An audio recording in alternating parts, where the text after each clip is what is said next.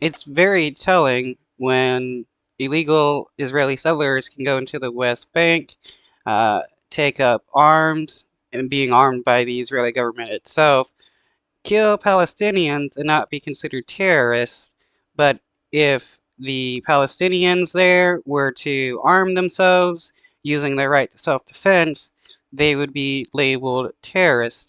What does that tell you? That Palestinians don't have the right to self-defense? Because that's what it seems like. For 2 nights in a row, the Hamid family cowered in their home as it was pelted with rocks and bullets. Outside, Israeli settlers surrounded their house. It was around 10:30 at night. Without any warning, they started throwing stones at the house. Everything that could break, they broke. We came out, and there were about 100 to 120 settlers, not children. They shot my wife and two of my brother's children. The family This is terrorism, what they're doing, and under international law, the settlers and settlements are illegal, so this is nothing but terrorism, and the Israeli government is arming and funding them, so the Israeli government is funding terrorism. have lived there since the 70s, but now are prisoners in their own home, held hostages by Israelis who live at a nearby Beit El settlement. Palestinians from El Jalazon refugee camp dismantled the gate to rescue the Hamid family. 2 people died during the rescue. Since October 2023 till today, there have been 745 settler attacks. Settlers shot dead. 745 terrorist attacks against Palestinians in the West Bank.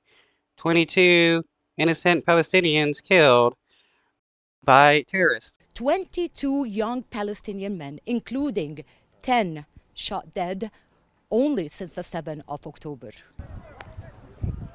Since the launch of the operation of Al-Aqsa flood, Israeli government ministers have actively encouraged settlers to attack Palestinians and their property in the occupied West Bank. So they're actively encouraging terrorism in the West Bank, and when they fight back, they're considered terrorists.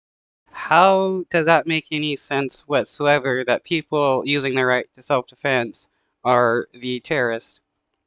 Some say settlers have become a kind of shadow military implementing political decisions on the ground. The settlers are no longer carrying out random attacks here and there. They have begun to take the initiative to impose facts on the ground that the occupying state later solidifies and makes them unchangeable realities on the ground. Israel's National Security Minister Itamar Ben-Gvir is advancing a plan to distribute weapons among the settlers, while Finance Minister Zahi Hanikbai works to create buffer zones around illegal settlements, evicting any Palestinian. So when Palestinians take up arms and fight against the oppressors, they're again considered terrorists. But when the Israeli government arms the settlers to go into the West Bank and kill people, they're not terrorists. What does terrorist even mean when people committing terrorism are never considered terrorists, even though they're breaking international law because these settlers and settlements are illegal in the West Bank? Who lived there? TRT World, Faten Alwa.